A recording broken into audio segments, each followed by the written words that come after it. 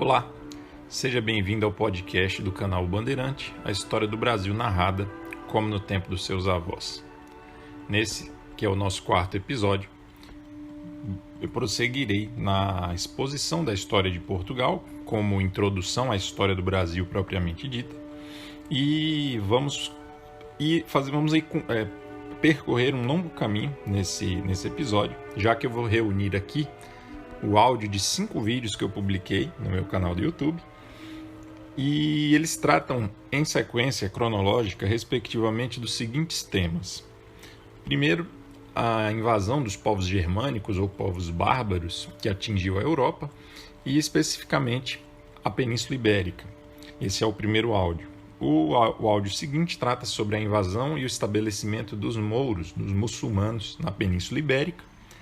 Em seguida, o próximo trata sobre o início do processo de reconquista dos cristãos, né? Então, os cristãos durante séculos vão lutar contra os mouros, com progressos e retrocessos, até que, depois de quase 600, entre 600 e 800 anos de luta, vão conseguir expulsá-los para o norte da África, expulsar os mouros para o norte da África. O próximo áudio trata sobre a fundação, digamos assim, e propriamente sobre o condado portucalense, que vai ser aí digamos assim, um precursor, né? um antecessor do reino de Portugal. E por último, um áudio que trata sobre a Batalha de São Mamede, batalha decisiva que antecedeu por muito pouco tempo, né, entre a Batalha de São Mamede e a independência de Portugal, a formação do Reino de Portugal, transcorre um período de tempo muito pequeno. Então essa batalha aí foi decisiva, como a gente vai ver, para que Portugal pudesse se tornar um reino separado ali do restante da Península Ibérica. Pessoal, não deixe de se inscrever se você estiver assistindo aqui ou ouvindo aqui pelo YouTube, comentar, curtir. Se você estiver acompanhando em alguma plataforma de podcast da sua preferência, também não deixe de assinar e compartilhar com amigos, conhecidos e familiares que têm interesse na história do Brasil. Nós já estamos tanto no Spotify como no Apple Podcasts, em algumas outras plataformas menos conhecidas. E também, caso queira, deve haver aqui embaixo um link do meu canal do Telegram, que você também, caso queira um contato mais direto, pode se inscrever. Um abraço para você e até a próxima. Nós já falamos dos iberos, nós já falamos dos celtas, da fusão dos dois, dos fenícios, dos gregos, dos cartagineses, dos romanos. Os romanos vão ficar dominando a Península Ibérica por 500 anos, mais de 500 anos. E no fim do Império Romano, ali no século V, que é o século do colapso do Império Romano Ocidental, lembrando que no final do século IV, o Império Romano, que já estava gigantesco, é dividido em 2 partes, então fica havendo o Império Romano Oriental, com capital em Constantinopla, Bizâncio, e fica tendo o Império Romano Ocidental com capital em Roma. O Império Romano Ocidental vai colapsar no século V. E o que vai levar a esse colapso, dentre outras coisas, né? O resultado desse colapso, o enfraquecimento do Império, vai ser a invasão dos povos germânicos, que os romanos chamavam de bárbaros. Então, a Europa inteira vai ser inundada por esses povos, são inúmeros, tá? Se você quiser pegar mais informações sobre isso, estude sobre as invasões bárbaras. Mas o que nos interessa aqui é a Península Ibérica. A Península Ibérica, Hispânia com H, lembram-se? Ela se separa, ela se liga ao restante da Europa pela Gália. Então, a Gália, que é a atual França, é ligada à Península Ibérica. E ela é separada ali pela Cordilheira dos Pirineus. Quais são os povos que vão ultrapassar essa cordilheira e penetrar na Península Ibérica? Alanos, vândalos, suevos e visigodos. Ok? De onde vieram esses povos? Vândalos e suevos vêm lá do norte, da região da Escandinávia, da região nórdica ali, dos países nórdicos atualmente. Alanos e suevos alanos e visigodos vêm do Cáucaso, que é aquela região mais ali a leste, né, onde a Ásia e a Europa se encontram, a Rússia, a Turquia. Então esses povos invadem a Península Ibérica. Esses povos, apesar do interesse enorme que tinham nas riquezas e tal do Império Romano, que foram cobiçadas durante séculos, eles tiveram excelente motivação para proceder com essas invasões, que foi a vinda dos hunos lá do extremo da Ásia. Os hunos vinham varrendo tudo e empurrando esses povos. Então esses povos, meio que fugindo dos hunos em busca de novas terras, eles penetram no Império Romano Ocidental. Agora veja, se não fosse essa pressão dos hunos, talvez o Império Romano do Ocidente tivesse aguentado mais um tempo. Mas enfim, isso não é nosso assunto. O que importa é o seguinte: desses 4 povos, os alanos, bem, imaginem, né? Esses 4 povos estão na Península Ibérica: alanos, vândalos, suevos e visigodos, e eles estão lutando entre si, além de lutando contra os romanos que viviam na Península Ibérica. Então, assim, é um caos, né, de batalhas, de guerras. Os alanos vão ser logo derrotados. Então, esses vamos riscar da conta. Os vândalos não vão se fixar na Península Ibérica. Eles vão fazer um estrago e vão seguir para o norte da África. Restam os suevos e os visigodos. Os suevos vão fazer um reino, vão estabelecer um reino que fica mais ou menos ao norte do que hoje é Portugal, na Galícia, e vão pegar também um pedaço grande do que hoje é Portugal, no caso da península, da província lusitana, da Lusitânia. E vão se estabelecer ali. Os visigodos vão ocupar boa parte do restante da península. E aí vão ficar convivendo ali, não pacificamente, se enfrentando. Isso é mais ou menos entre 411 e 415. A partir daí os enfrentamentos vão ser constantes, e lá no final do século VI, em 585, os visigodos vão subjugar os suevos e vão estabelecer o seu reino, o reino visigodo, em toda a Península Ibérica. Tudo bem? Então a gente já viu aí, então até o final do século VI vai haver um domínio dos visigodos. Veja, aliás, no final do século VI vai começar o domínio absoluto, né?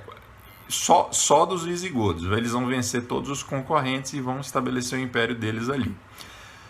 Veja, os povos germânicos, eles vão... Tem uma frase muito interessante eu acho que é do Afonso Arinos, de Melo Franco. Ele diz assim: senhores da guerra e escravos da cultura circundante. Ou seja, o direito dos romanos, a cultura cristã, a cultura católica predominante na Península Ibérica vai fascinar e vai ser imitada, absorvida pelos dominadores germânicos, que, apesar da superioridade militar, vão se encantar e vão assimilar essa cultura, ok? É daí, dessa fusão entre a cultura germânica e a cultura ibérica, já estabelecida com bases romanas e cristãs, é daí que vai surgir o povo da Península Ibérica medieval, tá certo? Então aquela clássica divisão entre servos, nobres e clero, ela surge, o amálgama dessas coisas surge a partir do domínio dos visigodos e da assimilação da cultura romana e cristã, vamos chamar assim, pelos visigodos, tá certo? Bem, esse domínio dos visigodos na Península Ibérica vai até o início do século VIII, porque em 711 vai haver a invasão dos mouros. E aí, quando eu for falar do domínio dos mouros na Península Ibérica, a gente fala aí como é que foi que se deu a expansão desse império dos muçulmanos e até a sua chegada na Península Ibérica, beleza? Vou falar mais uma coisa apenas. Depois das invasões desses povos germânicos, a Igreja Católica vai se tornar, digamos assim, a detentora do saber e dos meios intelectuais. Então, os germanos, eles não tinham, digamos assim, formação literária, eles não tinham enfim, preocupações intelectuais, digamos assim, mais apuradas, mais desenvolvidas. Então, eles, impressionados com a cultura greco-romana, cristã, eles vão assimilar aquilo e vai ser na igreja, entre o clero, que vai se desenvolver a partir daí que a igreja vai começar a ser a detentora da cultura, vamos dizer assim, tá certo? Muito bem, um abraço para vocês e até a próxima. No ano 610 ou 12, 610 ou 612, Maomé teria recebido a visita do anjo Gabriel e deu início à religião islâmica, se tornando um novo profeta do povo de Deus. Bem, com a morte dele, 20 anos depois, vai começar o processo de expansão do Império Islâmico. Esse império vai se expandir de forma bastante rápida e vai primeiro dominar toda a Península Arábica, avançar para o Oriente, dominando toda a região da Pérsia, vai descer, pegar todo o Egito, todo o norte da África e, por fim, vai atingir a Península Ibérica. A chegada dos muçulmanos na Península Ibérica se dá em 711. Mas, antes de falar da invasão da Península Ibérica, quais foram as causas que levaram os islâmicos a conseguir uma expansão muito rápida e aparentemente, digamos assim, fácil? Bem, dois impérios concorrentes, o Império Bizantino e o Império Persa, estavam, digamos assim, em declínio, não estavam nos seus melhores dias. Além disso, por onde os muçulmanos passavam, ficava a esperança e eles eram vistos como libertadores. A gente vai ver isso, vai ver por que isso daqui a pouco. Então, depois dessa expansão rápida, em 80 anos de expansão, eles chegaram na Península Ibérica. A Península Ibérica vai ser cruzada em 711. Ocorre o seguinte: havia muitas disputas entre os povos na Península Ibérica, entre os godos, tá? Entre ali os povos de origem germânica que estavam na Península Ibérica.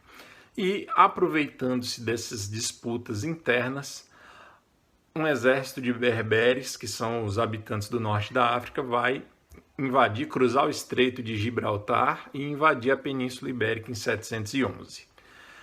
O avanço deles na Península Ibérica vai ser rápido e vão se aliar a grupos que lutavam contra um rei visigodo chamado Rodrigo, e depois de eliminado o inimigo, eles vão eliminar aqueles que os ajudaram. Bem, ocorre o seguinte: muitos grupos vão se isolar no norte, na região montanhosa ali do norte da Península Ibérica, e vai ficar ali uma região intocada, que os muçulmanos nunca vão conseguir chegar aqui, e alguns anos depois vai ser o reino das Astúrias. Se eu não me engano, o reino das Astúrias começou em 718. Então, o que acontece? O domínio dos muçulmanos na Península Ibérica começa em 711 e só vai ser completamente eliminado no fim do século XV, 1400 e lá para frente, que é quando os cristãos vão conseguir expulsar os muçulmanos de Granada, que foi o último reduto ali de resistência muçulmana. Então a gente percebe que são quase 800 anos de conflitos entre muçulmanos e cristãos na Península Ibérica. O primeiro avanço é devastador. Eles vão encurralar os cristãos no norte, nas Astúrias. Depois disso vai haver uma tentativa dos muçulmanos de irem para o lado da França, né, passando ali a cordilheira e indo para o lado da França. Mas ali Carlos Martel os vai deter e eles não vão conseguir ir por esse caminho. E então a gente vai começar a ter uma série de avanços e retrocessos que ao longo dos séculos vai prevalecer a força dos cristãos, que vão pouco a pouco empurrando novamente os muçulmanos para o sul até tirá-los da Península Ibérica. Então, para vocês terem uma ideia de como a gente não pode estabelecer assim, de como foi móvel o mapa do domínio dos muçulmanos na Península Ibérica, já no ano de 809, ou seja, menos de 100 anos depois da primeira invasão, toda a região ao norte do rio Ebro, que é um rio que fica ali no norte da península, já vai estar livre do domínio muçulmano. Então, vamos dizer assim, as Astúrias conseguem baixar um pouquinho mais, descer um pouquinho mais o seu domínio. Mais 60 anos, em 868, a região de Porto e Braga, se vocês olharem o mapa, vocês vão ver, fica no leste e já desce mais um pouco abaixo do rio Ebro. Também vão ser conquistadas pelos cristãos. Em 1064 é a vez de conquistar Coimbra. Coimbra, a região de Coimbra, não apenas a cidadezinha, a região de Coimbra é conquistada pelos cristãos. E Lisboa só vai ser reconquistada depois da fundação, a gente ainda vai ver, vai ter uma batalha, a Batalha de Ourique, que é importantíssima para a fundação de Portugal. E ainda, já depois dessa batalha, que Lisboa vai ser reconquistada das mãos dos muçulmanos em 1147. A batalha é em 1139. A região assim que fica mais ao sul de Portugal e pegando para o centro da Espanha, vai permanecer mais tempo sob domínio muçulmano, que é a região de Sevilha, Córdoba e Faro. Faro fica bem ao sul de Portugal. E por último, no século XV, Granada vai ser o último reduto muçulmano a ser conquistado. Muito bem, pessoal, sobre a influência dos mouros na Península Ibérica, surpreendentemente, essa influência não foi tão grande assim. Então, eu não estou com ele aqui, mas tem um livrinho do José Hermano Saraiva, História de Portugal, História Sucinta de Portugal, alguma coisa assim, onde ele fala uma coisa que surpreende, né? Porque o contato entre mouros e cristãos na Península Ibérica foi duradouro, né? Então, só para vocês terem uma ideia, veja. Como era esse contato? Então, havia 3 possibilidades. Primeira possibilidade, os muçulmanos conquistaram uma região cheia de cristãos, ok? Na Península Ibérica. Então, a primeira coisa, qual é a primeira opção? A primeira opção é aquele povo cristão se converter ao islamismo. A conversão ao islamismo, ela se dá por uma declaração pública. Não envolve questões íntimas e de fé. Se dá por uma declaração pública. Fazendo isso, o que acontece? Aquele cristão converso ao Islã se torna um islâmico, se torna um muçulmano e ele vai ter os mesmos direitos do conquistador. Porém, lembre-se, para os cristãos, geralmente essa não era uma opção, para os verdadeiros cristãos. Então, não querendo se converter ao islamismo, se ele pacificamente não aderisse ao islamismo, mas não fizesse resistência ao domínio dos islâmicos, ele ia manter o seu direito à propriedade, o seu direito de culto ia ser muito limitado e ele ia ter que pagar um pesado imposto. Então já dificultava bastante a vida do cristão que não se convertia. E aquele que opusesse resistência só tinha 2 destinos, 3. Se ele fosse bem sucedido na resistência e vencesse os mouros, pelo menos temporariamente ele estaria vencedor, mas provavelmente receberia novos ataques e teria que fugir. Se ele, resistindo, fosse derrotado e continuasse vivo, ele se tornaria escravo. E a vida dos escravos islâmicos, nós sabemos que não era fácil, né? A escravidão islâmica ela foi muito mais cruel, ela foi maior em número do que a escravidão feita pelos europeus e ela foi mais cruel, ela era mais cruel, né? Então havia muita questão de castrar os escravos que eram usados para fins sexuais, enfim. Se ele sobrevivesse, ele seria escravizado. E, obviamente, se não fosse esse o caso, é porque ele teria sido morto durante esse processo de luta, tá certo? Muito bem, então, sabendo disso, o que a gente pode dizer? Apesar desses 800 anos de contato, segundo José Hermano Saraiva, não vai haver uma grande influência moura muçulmana na península. Vai haver uma certa influência, uma pequena miscigenação, os muçulmanos vão pegar os líderes militares muçulmanos, enfim, eles vão sempre pegar mulheres cristãs para os seus haréns, então havia assim uma pequena miscigenação que não chega a alterar o tipo, vamos dizer assim, o tipo humano dos peninsulares lá, os antigos, dos portugueses que viviam ali, vamos chamar logo assim. daqueles povos que foram dominados pelos muçulmanos na Península Ibérica, não vai haver uma alteração significativa, vai haver uma certa influência linguística. E também essa influência não parece ter sido muito marcante, porque dizem que há entre 300 e 600 palavras de origem árabe no português. E, veja, essas palavras, elas geralmente, palavras novas servem para descrever, para dar nome a coisas novas. Então a influência vai ficar muito restrita ao campo dos nomes dos vegetais e ligada à produção dos vegetais, que foi uma área em que os muçulmanos realmente trouxeram um upgrade, né? uma melhoria aí na Península Ibérica. Tá certo? Então, a gente pode dizer que essa influência que houve não foi tão grande e tão marcante e tão significativa assim. Isso pode ter se dado também por causa do conflito religioso, o que gerava uma oposição intransponível muitas vezes. Então, as palavras, os costumes, a cultura do outro ficava uma coisa odiada porque havia um ódio e uma disputa entre os dois. Tá certo, pessoal? Então é isso, um abraço para vocês. Vocês já sabem que a região das Astúrias fica no norte da Península Ibérica e que foi ali que se refugiaram os cristãos, os habitantes da Península Ibérica, sejam eles, bem, vamos chamar eles de visigodos, né? Porque praticamente toda a Península Ibérica era o reino dos visigodos quando da invasão dos muçulmanos.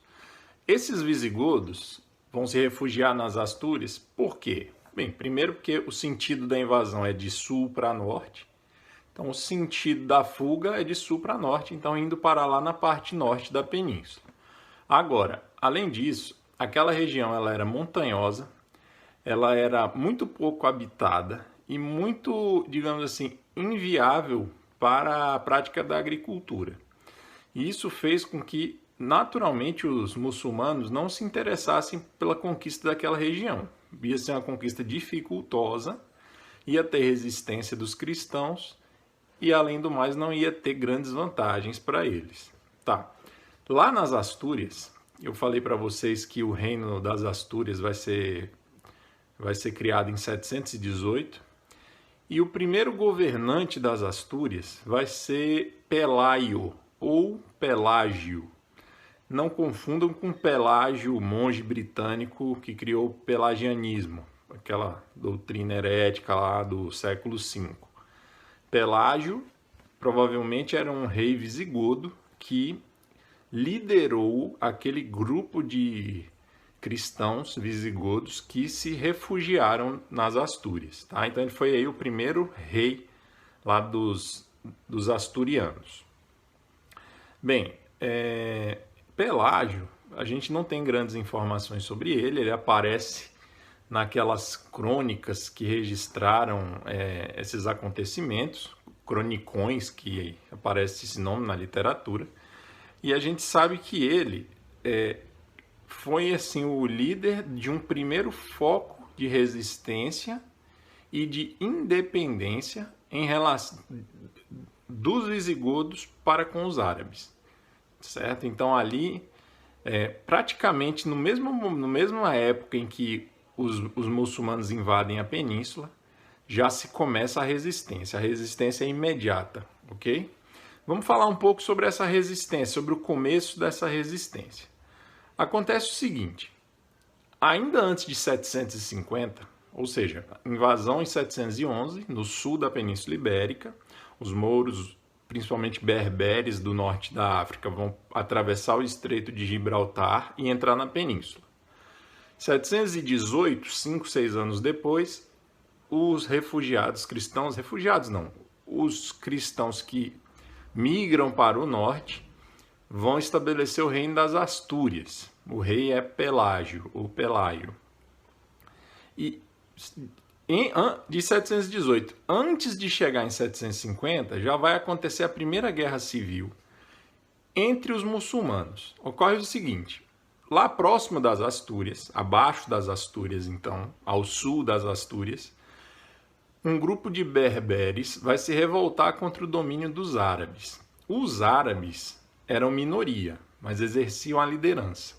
Os berberes se revoltam contra isso, os árabes, em minoria, buscam auxílio de sírios, que vêm lá de uma região um pouquinho norte da Arábia, né? Ali na própria Península Arábica. Então vem reforços sírios e tem uma sangrenta guerra civil entre eles já de cara.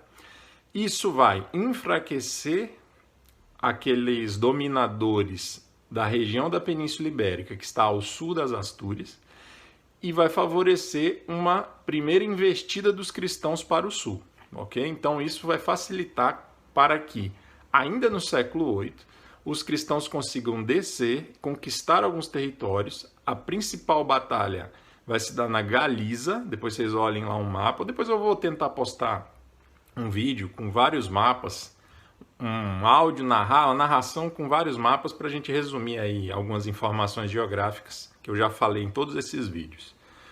Muito bem, então a Galiza vai ser o palco do primeiro grande confronto ali de cristãos e muçulmanos. Os cristãos vão vencer. Então a gente pode dizer o seguinte, ainda antes do século VIII acabar, em 700 e alguma coisa, nós vamos ter duas grandes zonas na Península Ibérica. Uma zona mais ao norte cristã e uma zona ao sul muçulmana. Qual que é o limite dessa zona, né? Dessas duas zonas?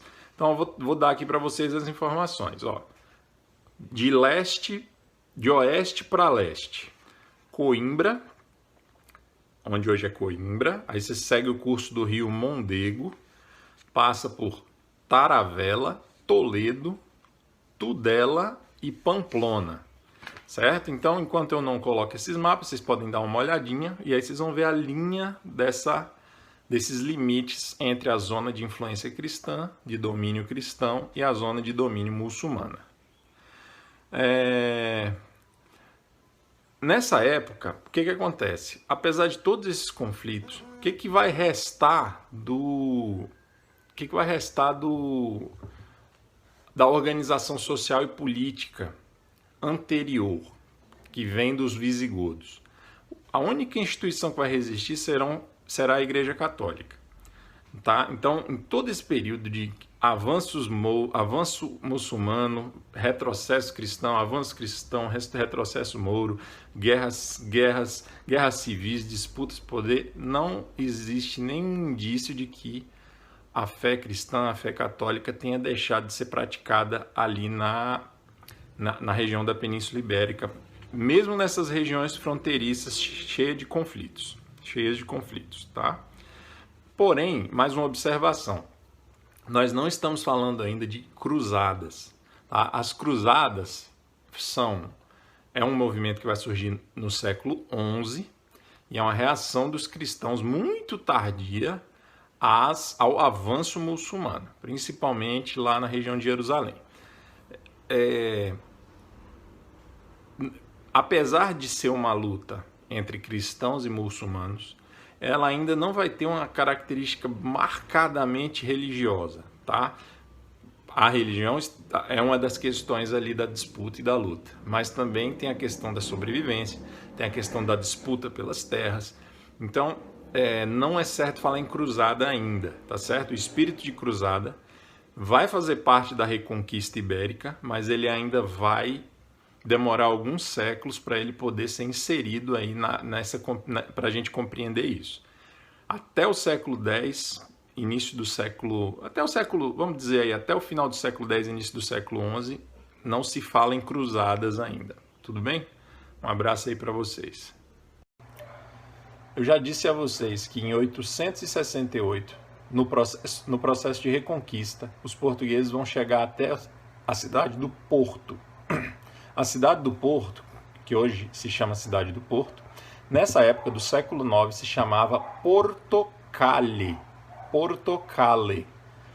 E esse nome Portocalle provavelmente vem do seguinte: ali, naquele lugar, havia uma cidade antiquíssima chamada Cali, uma cidade de origem celta, e nessa cidade havia um porto, Portocalle.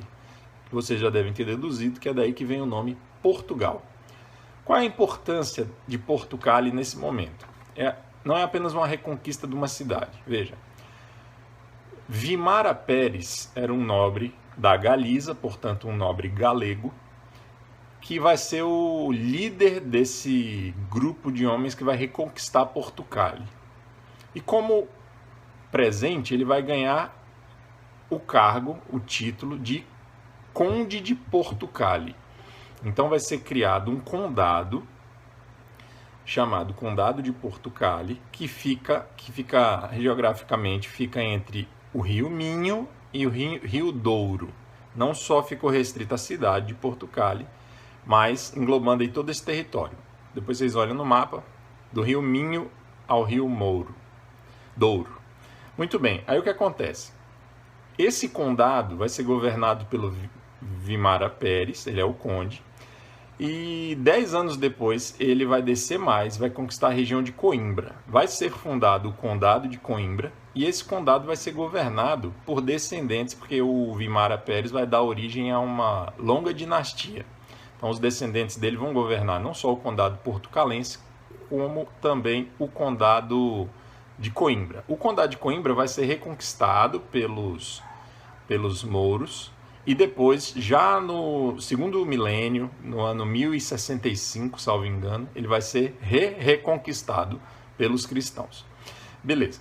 O que acontece? Houve uma descendente do Vimara Pérez que fundou na cidade de Guimarães um convento e um castelo chamado Castelo de São Mamede. Guimarães, pessoal, é uma cidade histórica portuguesa, um centro histórico tombado pelo como é que chama?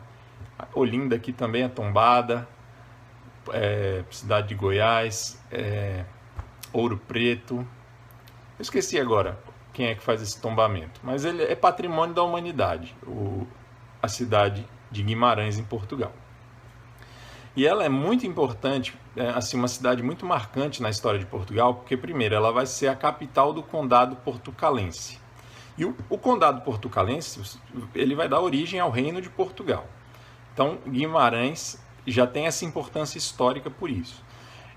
E também ele está envolvido, a cidade de Guimarães está envolvida na Batalha de São Mamede, que vai ser a primeira batalha que vai, digamos assim, dar um impulso final para a criação do Reino de Portugal. Mas nós vamos falar disso ainda num vídeo futuro. Bem, o nome dessa descendente do Vimara era Mumadona. Então ela fundou um convento e o castelo de São Mamede. Guimarães também, provavelmente o nome dessa cidade Guimarães é uma homenagem ao Vimara Pérez. Repetindo, o primeiro conde do condado portucalense. Veja, Guimarães vem de Vimarães, com V de vaca, Vimarães, que vem de Vimara Pérez, ok? Muito bem. Então, com a fundação do Condado Portucalense, nós estamos dando assim um passo decisivo na história de Portugal para efetivamente entrar no Reino Português, né?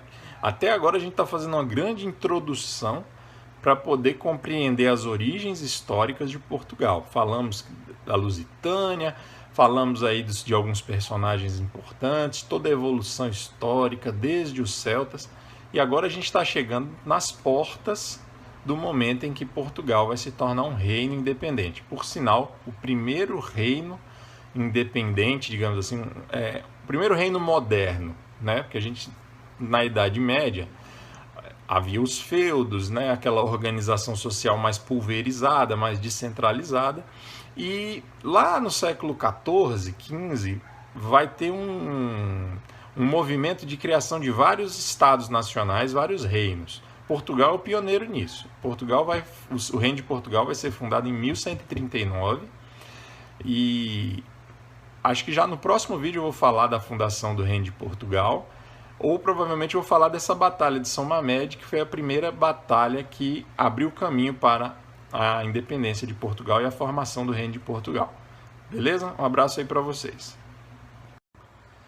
A Batalha de São Mamede foi decisiva para a independência de Portugal, para a existência do Reino de Portugal. A Batalha de São Mamede foi em 1128. Mas antes de falar dela, vamos falar de alguns fatos que a antecederam e que são importantes para a gente compreender todo o processo. Então veja, no século XI, 1000 e alguma coisa, antes de chegar em 1100, né? O século XI é entre 1001 e 1100.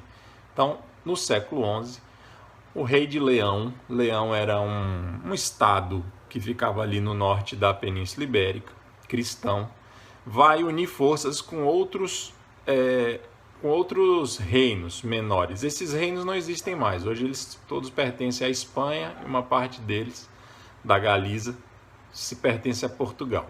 Então esses três reinos, Leão, Castela e Galiza, vão se unir para enfrentar o elemento mouro e para prosseguir tentando avançar no processo de reconquista. Ok. A Galiza, a gente já viu, quando a gente falou da fundação do Condado Portucalense, a gente viu que a Galiza foi um nobre galego quem se tornou conde de Portucali. Lembram dele? O Vimara Pérez. Bem, então veja, a Galiza, Leão e Castela se uniram para enfrentar o invasor.